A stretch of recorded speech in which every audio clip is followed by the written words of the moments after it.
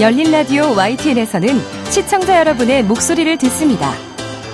참여 신청과 의견은 유료 문자 샵 0945, 우물정 0945나 YTN 라디오 프로그램 열린 라디오 YTN 게시판을 통해 남겨주세요. 지난주 오징어 게임의 에미상 수상 소식 전해드렸죠. 요즘 한류 사기가 아니냐 할 정도로 각종 OTT 플랫폼에서 공개되는 한국 드라마에 대한 국제적인 관심이 급증하고 있습니다. 오늘 그 관련한 이야기 나눠볼 텐데요. 서강대학교 미디어 융합연구소 윤복실 연구교수 오랜만에 스튜디오에 나오셨습니다. 교수님 안녕하세요. 네, 안녕하셨어요. 네. 자, 화제의 드라마였죠. 저희가 이것도 한번 다뤘었는데 이상한 변호사 우영우의 열기가 채 식기도 전에 오징어 게임이 벌써 지난 13일이네요. 제74회 에미상 시상식에서 감독상, 남우주연상 총 6개 부분 수상을 했습니다. 대중성과 예술성을 동시에 인정받으면서 정말 명실상부 세계 무대에 우뚝 선 건데요. 이 K콘텐츠의 명암, 그중에서도 오늘은 좀 아쉬운 점을 이야기해 주신다고요? 네, 저 넷플릭스 최초 오리지널 드라마로 만들어진 킹덤, 그 뒤를 잇는 지금 우리 학교는 오징어 게임, 지옥, DP 등 세계적인 성공을 거둔 많은 K드라마가 실은 선정성이나 폭력성에서 자유롭지 않습니다. 네. 아까 말씀하신 이상한 변호사 우영우를 제외하고 상위 랭킹에 기록된 많은 작품들이 이 선정성과 폭력성에서 자유롭지 않아서 오늘 그 얘기를 해볼까 합니다. 네. 언급하신 드라마 들으니까 진짜 우리가 OTT에서 성공한 드라마들이 꽤 많은데 킹덤, 지금 우리 학교는 일단 이 두 작품 모두 좀비를 소재로 했고요. 그러다 보니까 사실 유혈이 낭자할 수밖에 없었고 오징어 게임도 이게 자신의 목숨값을 담보로 한 게임이잖아요. 네. 지금은 우리가 상타고 해서 일단 좀 흥겨움에 젖어 있습니다만 당시에 이 드라마를 처음 봤을 때 사실 좀 충격적이었어요. 금세 저렇게 사람들이 쓰러지는 걸 보면서. 그러니까 듣고 보니까 최근에 화제가 된 K드라마들 대부분 좀 잔인하고 정말 선혈이 낭자한 작품들이 많네요. 네. 제가 판단하기에는요, 작품에 대한 몰입성을 극대화하기 위한 이 작품의 전략이 아닐까 합니다. 아시겠지만 넷플릭스가 전 세계 구독자를 확보한 주요한 전략은 몰아보기, 빈지 워칭, 빈지 뷰잉 이렇게 불리는데요. 네. 그래서 플랫폼에 한꺼번에 게시된 콘텐츠를 수용자들이 몰아볼 수 있도록 반복적인 제시의 최소화와 스트리밍 흐름의 형식의 최대화를 추구합니다. 이러한 전략은 몰입성을 끌어올리기 위한 전략인 것이죠. 네. 오랜 시간 동안 구독자들을 플랫폼 안에 머물도록 유도하고자 하는 것인데요. 아시겠지만 넷플릭스와 같은 OTT 플랫폼은 모바일이나 컴퓨터와 같은 다중 플레이가 가능한 곳에서 이루어집니다. 네. 드라마를 보면서 문자도 할 수 있고요. 전화도 할 수 있죠. 또 메일도 확인할 수 있습니다. 네. 다시 말하자면 콘텐츠에 집중하기에는 그 환경이 무척 산만하다는 것입니다. 그래서 OTT 드라마는 수용자들의 몰입성을 극대화할 필요가 있습니다. 그래서 그런 전략들이 필요한 것인데요. 이때 몰입성을 극대화하는 전략으로 이 선정성과 폭력성 등이 사용되는 것이 아닐까 그런 생각을 해봅니다. 물론 서사의 전개에 있어서 반드시 필요한 것이기도 하고요. 몰입하기 좋도록 네. 몰입성을 극대화하기 위한 거다. 이렇게 분석을 하신 건데 그러면 상대적으로 TV 드라마들이 몰입성이 떨어진다. 그래서 덜 선정적이고 폭력적이다. 이렇게 봐야 하나요? 사실 그렇지는 않습니다. 이 텔레비전은 가정에서 감상하는 조건을 가지고 있습니다. 네. 그래서 똑같이 몰입성을 유지하기 위한 전략이 필요한데요. 텔레비전 드라마를 예로 들자면 텔레비전 드라마는 몰입성을 극대화하기보다는 정보를 반복해서 전달하고요. 네. 강약을 조절하는 분산 집중 몰입성의 성격을 갖습니다. 이 점은 텔레비전이 오픈된 장소에서 누구나 시청할 수 있는 매체라는 점에서 일상성을 특징으로 갖는 것도 또 하나의 이유가 되고 있습니다. 네. 다른 한편으로는 텔레비전이 방송법 규제를 받기 때문에 자극적이나 선정적인 콘텐츠를 방송할 수 없기도 합니다. 자, 그렇다면 선정적이고 폭력적인 것, 이것이 OTT 플랫폼 매체의 특성에서 기인한 결과다. 이렇게 봐도 될까요? 그런데 무조건 OTT 플랫폼 매체의 특성에 따른 것이라고 볼 수는 없습니다. 우리가 또 사랑했던 드라마 연모, 갯마을 차차차, 이상한 변호사, 우영우, 그의 여름, 우리들의 블러스 같은 작품들은 그렇지 않거든요. 이 텔레비전 매체에서 동시에 유통되면서 인기를 얻은 드라마가 그렇지 않은 것인데요. 네. 유독 넷플릭스 오리지널로 제작되고 성공한 작품들에서 그런 특징이 보입니다. 네. 그 출발점이 넷플릭스가 한국의 구독자를 확보하는 데 성공한 킹덤이죠. 맞습니다. 이 좀비가 소재로 쓰이면서 기존 텔레비전 드라마와는 다른 영상 미학을 선보였던 건데요. 워낙 센세이션을 일으켰던 작품이라 제가 그 서사 전력을 연구해 봤습니다. 네. 그런데 이 킹덤의 선정성이나 폭력성은 담화적인 측면에서 기인합니다. 다시 말하자면 영상 미학적인 측면에서 그러한 특징이 도출되는 것인데요. 네. 그런 선정적이고 자극적인 장면이 필요했던 것이 이 또 정치적인 것을 풍자하기 위함이었습니다. 동시에 몰입성을 갖기 위한 전략으로 풀이된 적이 있습니다. 네. 자, 오징어 게임도 마찬가지인데요. 이 심소정 연구에 따르면요. 네. 해외에서 인기를 얻은 K 콘텐츠의 공통점은 전 세계인이 공감할 수 있는 보편적 감성과 소재 위에 한국 고유의 독특한 문화를 녹여냈다는 것입니다. 오징어 게임은 전 세계적으로 공통된 현상, 공평함을 가장한 불공평함이 전 세계인의 공감을 얻어낸 것이라고 분석한 바 있습니다. 그것을 전달하느라고 이렇게 선정적인 장면들이 많이 연출됐다고 할 수 있습니다. 그렇군요.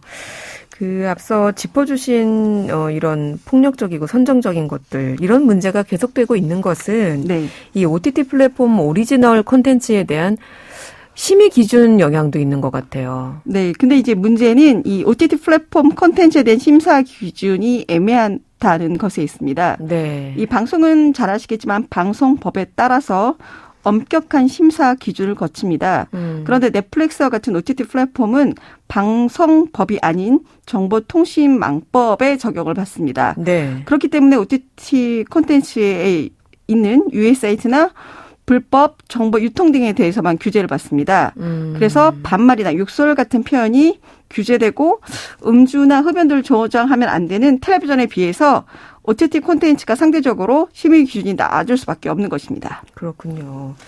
오징어 게임이 전 세계적인 인기를 얻을 당시에 그 시청 연령층이 아닌 어린 초등학생들도 나 오징어 게임 봤다? 네. 뭐 이런 이야기들이 많이 나와서 논란이 되기도 했잖아요. 네네, 그렇죠. 그런데 심의 기준이 강화된다고 해도 이 청소년들이 OTT 플랫폼에 접근하는 것 자체를 막기는 어렵잖아요. 네, 사실 그렇습니다. 네. 그것을 보여주는 수치가 지난 6월 여성가족부가 발표한 제4차 청소년 보호 종합대책에서 확인할 수가 있는데요. 네.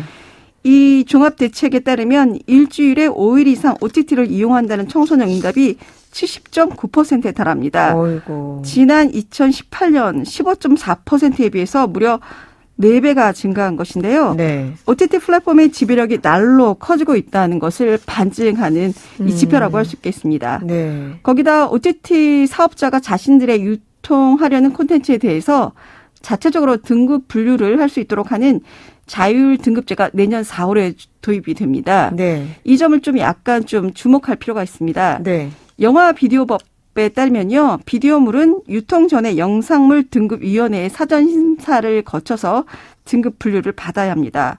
그런데 영상 제작과 유통의 규모와 범위가 확대되면서 등급 분류의 대상이 되는 비디오물의 수가 대폭 증가했습니다. 그래서 당연히 심사 기간이 길어지는 이런 결과를 초래하게 되는데 이것들이 사업자 측에서 불만이었습니다. 네. 그래서 지난 7일 국회 본회의에서 영화 비디오물 진흥법이 의결됐는데요. 네. 이 개정안에 자율 등급제가 포함됐습니다. 그래서 내년 4월부터는요. OTT 사업자가 자율로 콘텐츠의 등급을 매길 수 있게 됐습니다. 그나마 제가 생각하기에 다행이라고 여기는 것은요. 네. 지정제로 운영된다는 것에 있습니다. 지정제? 네. 자율 등급 분류 범위에서 제한 관람가 등급은 제외되는데요. 영상물 등급위원회가 자체 등급 분류된 비디오물에 제한 관람가 또는 청소년 관람 불가에 해당한다고 판단되는 경우에 직권으로 등급을 재분류하거나 또는 등급 취소, 등급 조정 등을 요구할 수 있는 것이거든요. 사실 사업자들이 이익을 중요하게 여기기 때문에 선정성이나 폭력성에 대한 심의를 자신들에게 유리하게 할 수 있도록 하는 개연성을 아예 배제할 수 없기 때문입니다. 그럼 이제부터는 이런 사업자 측에서 자신들이 그냥 자신들의 입맛에 맞게 등급을 설정할 수가 있는데 이제 그나마 일부 뭐 요것을 조정해라라고 할 수 있는 권한은 있다. 네. 이런 말씀이시네요. 네. 자, K 콘텐츠의 세계적인 열풍이 일게 되니까 너무 이런 K 콘텐츠를 우리가 산업적인 측면에서만 보려는 것도 문제가 되는 지점이 아닌가 이런 생각도 듭니다. 네네. 아무래도 성공하기 위해서는 자꾸 선정적이고 자극적으로 가는 것은 아닐까 싶거든요. 네, 부인할 수가 없습니다. 왜냐하면 이런 선정적이고 자극적인 것들이 대중의 이제 그 입맛을 좀 당기는 부분이 없지 않아 있기 때문인데요. 네. 한 가지 위로가 되는 건 해외 넷플릭스 구독자들이 근데 텔레비전과 동시에 유통된 자극적이지 않은 K 드라마들도 넷플릭스 오리지널 K 드라마로 알고 있다는 사실입니다. 그래서 국가 이미지나 K 콘텐츠에 대한 편견이 크게 나쁘게 작용할 것 같지는 않습니다. 네. 앞서 말씀하셨듯이 청소년 관람 불가 등급이었던 오징어 게임. 그런데 우리 초등학생 또 중학생들 중에 이 드라마를 과연 안 본 친구들이 있을까? 네. 방송법의 심의 규정을 적용받지 않는 OTT 드라마들은 한동안 글쎄요. 대세가 될 것 같은데요. 우리 부모님들, 시청자로서 또 아이들을 생각해서 어떻게 하면 이런 콘텐츠들을 좀 소비할 수 있을까요?